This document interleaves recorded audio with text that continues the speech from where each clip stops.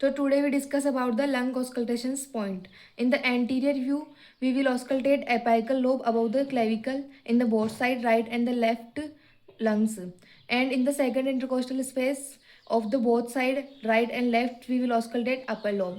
In the fourth intercostal space, in the right side we auscultate middle lobe, and in the left side we auscultate upper lobe. And in the sixth intercostal space, we will auscultate lower lobe of the both side right and the left. And in the posterior auscultations point above C7 to T3, we will auscultate upper lobe, and T4 to T10 we auscultate about the lower lobe points. So thank you for the watching.